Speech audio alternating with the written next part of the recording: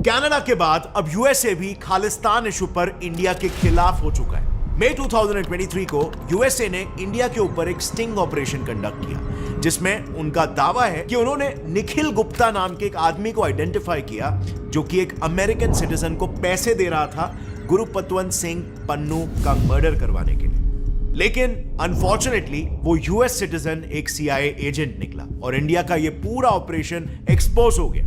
लेकिन क्या ये वाकई में सही भी है? और आखिर यूएसए ने इस पूरे स्टिंग ऑपरेशन को प्लान कैसे किया और उसमें इंडिया इतने आसानी से फंस कैसे गया? दूसरी बात, गुरुपतवंत सिंह पन्नू एक इंडियन डेजिग्नेटेड टेररिस्ट और Khalistani terrorist organisation Sikh for justice का लीडर है, जिसपे 22 क्रिमिनल केसेस रजिस्टर्ड है। उसे आखिर यूएस जैसा देश बचाने की कोशिश क्यों कर रहा है? क्या इसके पीछे की वजह है? जैसे कई रिपोर्ट्स कह रहे हैं कि पन्नू खुद एक सीआईए का एजेंट है, जिसे अमेरिका ने इंडिया के खिलाफ टेररिज्म फैलाने के लिए प्लांट किया है। If India is going to keep occupying Punjab, there will be a reaction, and Modi and India, you will be responsible. क्या ये सही है? एंड ये काफी इंपॉर्टेंट एंगल है, क्योंकि ये तो यूएसए की पुरानी स्ट्रैटेजी रही है to gain leverage over other countries. USA अक्सर ऐसे प्रॉक्सीज को दूसरे कंट्रीज के वल्नरेबिलिटीज को एक्सप्लॉइट करने के लिए इंस्टॉल करते आए हैं, ताकि सही समय पर सही फायदा वो आर्म ट्विस्टिंग करके अपने नाम निकाल सके बिना अपना नाम खराब करे। और ऐसा करके यूएस ने पास्ट में कई देशों में अपने सीक्रेट एजेंट्स की फौज खड़ी कर दी है, जिसने उन देशों को अंदर से खोखला बना दिया। और अब क्या यूएस का अगला निशाना है इंडिया? 31 नवंबर 2023 की सुबह न्यूयॉर्क डिस्ट्रिक्ट कोर्ट ने एक रिपोर्ट पब्लिश की, जिसमें उन्होंने निशाना साधते ये रिवील किया कि यूएस गवर्नमेंट ने Sikh for justice terror organization के लीडर और Indian designated terrorist Gurpatwant Singh Pannun को इंडियन गवर्नमेंट के अटैक से कैसे बचाया। आइए जरा उस रिपोर्ट को थोड़ा डिटेल में डिकोड करते हैं। तो यूएस के उस रिपोर्ट के हिसाब से पन्नू को मारने की प्लानिंग में कुछ लोग इन्वॉल्व थे, जिनमें से कुछ के नाम रिवील नहीं किए गए और इसीलिए उन्हें कोड नेम से रिप्रेजेंट किया गया, जैसे CC1 जो कि एक इंडियन एजेंट है और जो सीआरपीएफ में भी सर्व कर चुके हैं और एट प्रेजेंट एक high ranking Indian intelligence field officer है। दूसरे निखिल गुप्ता, जिन्हें रिपोर्ट में इंडियन नार्को क्रिमिनल बताया गया। और आखिरी दो अमेरिकन है, CS जो कि किलिंग कॉन्ट्रैक्टर है और UC जो कि एक हिटमैन है। अब ये सारे नेम्स और कोड नेम्स को याद रखना, क्योंकि आगे इन कैरेक्टर्स में ही एक बड़ा ट्विस्ट आने वाला है। यूएस डॉक्यूमेंट के मुताबिक कहानी की शुरुआत मई 2023 में हुई, जब इंडियन एजेंट CC1 ने इंडिया के क्रिमिनल निखिल गुप्ता को यूएस में अपने कॉन्टैक्ट्स का यूज करके वहां एक किलिंग के बदले उसके ऊपर लगे सारे केसेस को क्लियर करने का ऑफर दिया। यह ऑफर सुन के गुप्ता भी तुरंत तैयार हो गए और फिर इसके बाद 6 मई 2023 को CC1 ने गुप्ता को टेक्स्ट पर उनका असाइनमेंट हैंडओवर किया। असाइनमेंट यह था कि उन्हें न्यूयॉर्क और कैलिफोर्निया में 2 किलिंग्स करने थे। इस असाइनमेंट को गुप्ता के हां करते ही CC1 ने उन्हें यह बताया कि गुजरात पुलिस में उनकी बात हो गई और उन पर लगे सारे केसेस वो अब क्लियर कर देंगे। अब ये कंफर्मेशन मिलते ही गुप्ता 29 मई 2023 को अपने एक अमेरिकन कॉन्टैक्ट CS से बात करते हैं, जो कि एक आर्म्स डीलर है। गुप्ता उसे बताते हैं कि उन्हें एक ऐसे किलर की जरूरत है जो हमारे टारगेट न्यूयॉर्क सिटी में रहने वाले एक US based Indian origin lawyer को मार सके। अब इस दौरान मर्डर प्लानिंग को लेकर गुप्ता और अमेरिकन नेशनल CS के काफी बार कॉल्स, वीडियो कॉल्स और टेक्स्ट पर बातें होती रहती है। जिस बीच एक दिन गुप्ता CS को यह सजेस्ट करते हैं, क्योंकि हमारा टारगेट एक लॉयर है तो एक हिटमैन को हम बोल सकते हैं कि वो लीगल एडवाइस के बहाने टारगेट को ऐसी जगह पर बुलाए जहां उसको आसानी से एग्जीक्यूट किया जा सके। और यूएस रिपोर्ट के हिसाब से ये लॉयर जिसकी बात हो रही है और कोई नहीं बल्कि यूएस में शरण लिया हुआ भारत का सबसे बड़ा दुश्मन गुरुपतवंत सिंह पन्नू है। पर यहां पर कहानी में पैसों को लेकर एक डिबेट छिड़ जाती है। CS गुप्ता को कहते हैं कि हिटमैन अरेंज तो हो चुका है, लेकिन एक प्रॉब्लम है, वो 1 लाख USD मांग रहा है इस काम को अंजाम देने के लिए। अब ध्यान रहे, यहां पर कहानी में एक और एक कैरेक्टर ऐड हो चुका है, अमेरिकन हिटमैन UC। अब UC 1 लाख USD मांग रहा है। ये सुनकर इंडियन एजेंट कहते हैं कि हम एक क्या 1.5 लाख रुपए देंगे, बट पैसे काम होने के बाद ही मिलेंगे। लेकिन ये सुनकर CS नहीं मानता। वो गुप्ता को बताता है कि हिटमैन UC एडवांस के बिना काम नहीं करेगा। अब ये सुनकर पहले तो इंडियन एजेंट CC1 दुविधा में आ जाते हैं, पर मजबूरी में वो एडवांस देने के लिए मान जाते हैं और गुप्ता को मैनहट्टन सिटी में $15,000 एडवांस के तौर पर देने के लिए कह देते हैं। अब अगर आप यूएस के ऑफिशियल डॉक्यूमेंट्स को देखोगे तो इसी पेमेंट एक्सचेंज की फोटो यूएस ने अपने डॉक्यूमेंट में एज अ प्रूफ भी लगाई है। एनीवे, इसके बाद पन्नू की किलिंग डेट डिसाइड होती है, लेकिन अचानक से 6 जून 2023 को इंडियन एजेंट CC1 खुद इस ऑपरेशन को हॉल्ट करने का ऑर्डर दे देते हैं,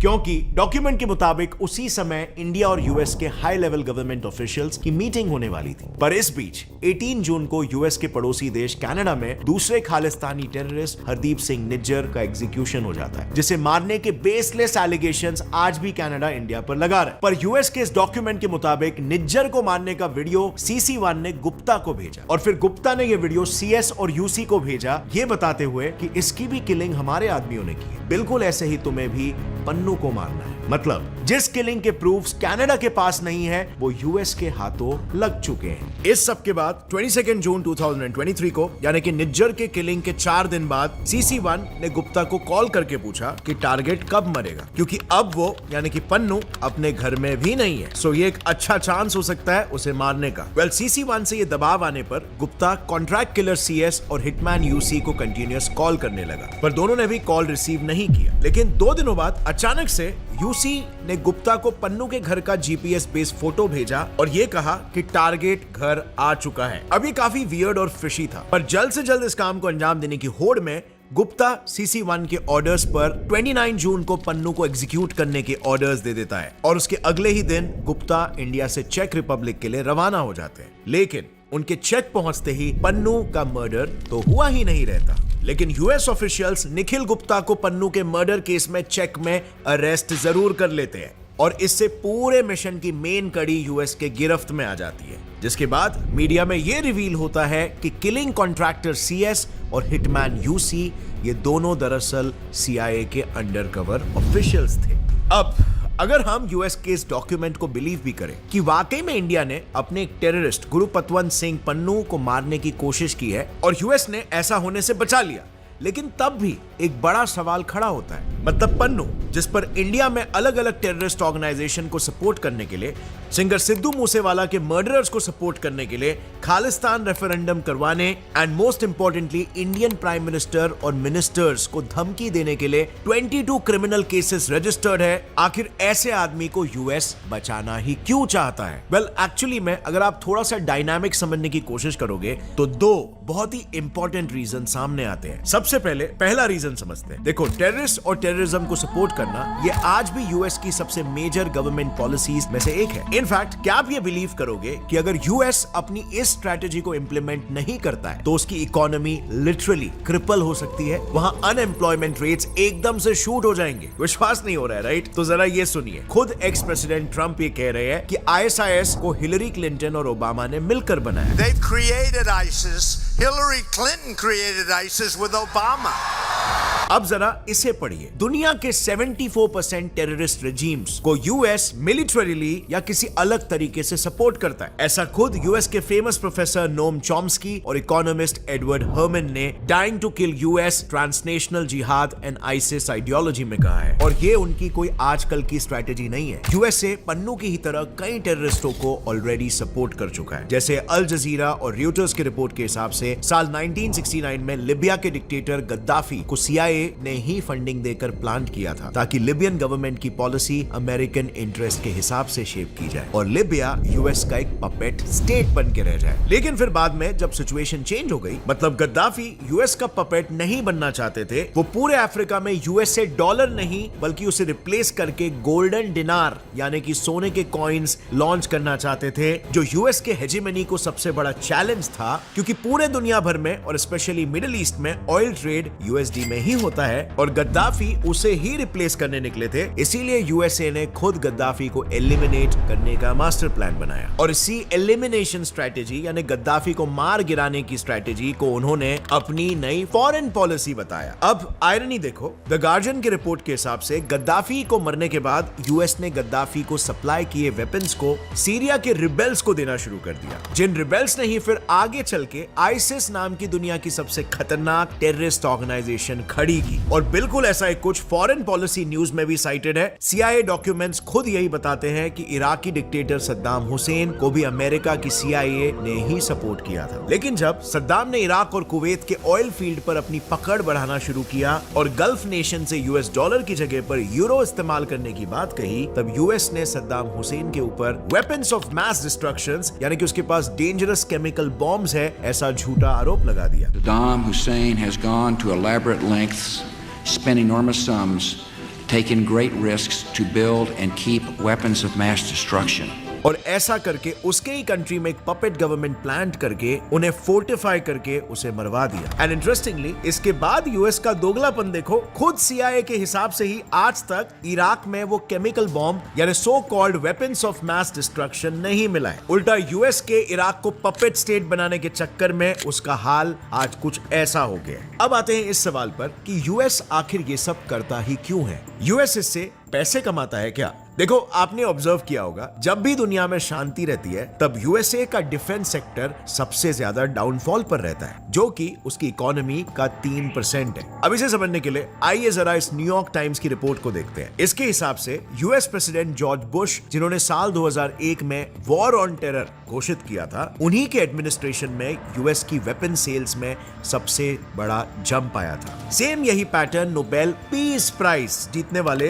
प्रेसिडेंट बराक ओबामा के टाइम में भी आप देख सकते हो। उनके टर्म में ही US Iraq war, Afghanistan war और मिडिल ईस्ट के वॉर में इन्वॉल्व हुआ था। और इसी दौरान US के वेपन सेल्स में भी पिछली सरकार यानी कि बुश गवर्नमेंट से डबल सेल्स हुआ। इनफैक्ट कैटो इंस्टीट्यूट द्वारा पब्लिश डेटा के हिसाब से US गवर्नमेंट पूरा असेसमेंट करती है कि कौन से कंट्री स्टेबल है और कौन से instable.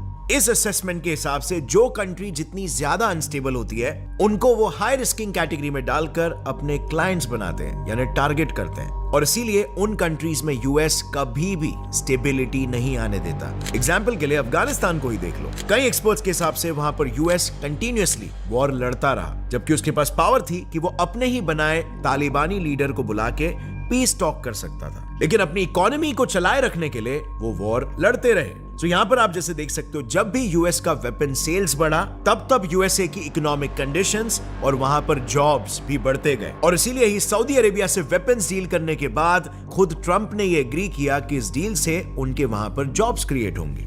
Billions of dollars of investments into the United States and jobs. पर अब यहां पर आता है द मूट क्वेश्चन कि स्पेसिफिकली पन्नू को इंडिया के खिलाफ सपोर्ट करने से USA के डिफेंस सेक्टर को क्या फायदा मिलेगा? क्या है the main reason behind supporting Pannu? Well, इसके पीछे दो मुख्य रीजंस हो सकते हैं। सबसे पहला रीजन, हिंदुस्तान टाइम्स को इंडियन इंटेलिजेंस चीफ द्वारा यह बताया गया कि पन्नू को US इसीलिए एंटी इंडिया एक्शंस लेने दे रही है क्योंकि वो असल में CIA का एक हिडन एजेंट है, लेकिन क्योंकि एक हाईली कंट्रोवर्शियल सीक्रेट है इसीलिए इस पर ज्यादा रिपोर्ट्स अवेलेबल नहीं है। लेकिन इसके अलावा दूसरा रीजन ये भी है कि USA का अगला निशाना इंडिया है, क्योंकि ऐसे काफी सारे इंस्टेंसेस हो गए हैं जिसमें इंडिया ने USA की बात नहीं मानी। उसके अनगिनत प्रेशर टैक्टिक्स के बाद भी हम उनके अगेंस्ट चले गए। जैसे फॉर एग्जांपल USA चाहता है कि क्वाड को नेटो जैसे एक मिलिट्री अलायंस बनाया जाए, पर हमारे फॉरेन मिनिस्टर एस जयशंकर जी ने इससे साफ साफ इनकार कर दिया और कहा कि क्वाड नेटो नहीं है। इसके बाद फिर से US ने इंडिया को नेटो प्लस मेंबर बनने के लिए कहा, तभी भी इंडिया ने इससे साफ साफ इनकार कर लिया। उल्टा इसके बिल्कुल ऑपोजिट जाकर इंडिया ने US वेपन्स खरीदने के बजाय फ्रांस से रफेल फाइटर एयरक्राफ्ट और रशिया से S-400 मिसाइल डिफेंस सिस्टम खरीद लिया, जबकि US चाहता था कि इंडिया उनसे थार्ड और F-16 एयरक्राफ्ट खरीदे। अब ऐसे ही कई रीजंस की वजह से कई एक्सपर्ट्स ये मानते हैं कि US पन्नू के जरिए इंडिया से बदला निकाल रहा है, इंडिया का आर्म ट्विस्ट कर रहा है, ताकि इंडिया को यह मैसेज मिल सके कि हमसे पंगा मत लो और हमारी हामी में हाँ भरो। बट फ्रेंड्स, यहां पर US शायद से ये नहीं समझ रहा कि उसकी ये स्ट्रैटेजी उसी पर बैकफायर कर रही है। जैसे BBC के हिसाब से जिस al Qaeda chief Osama bin Laden को CIA ने ही ट्रेन किया था, लेकिन आगे चलकर क्या हुआ, उसी ओसामा बिन लादेन ने US पर 9/11 के अटैक्स करवाकर 3000 अमेरिकन की जान ले ली। सो टेररिज्म को पनाह देना US के लिए डेफिनेटली द वाइजेस्ट मूव तो नहीं है। सिमिलरली 1982 में भी कनाडा के साथ भी यही हुआ था। खालिस्तान को सपोर्ट करने के रेपरकशंस उन्हें भुगत भुगतने पड़े। जब 1982 में उनके पीएम पियर ट्रूडेव, जो कि जस्टिन ट्रूडेव के फादर थे, उन्होंने खालिस्तानी टेररिस्ट तलविंदर सिंह परमार को इंडिया एक्स्ट्राडाइट करने से इनकार कर दिया था, उसके 3 साल के अंदर ही परमार ने मॉन्ट्रियल से मुंबई आने वाले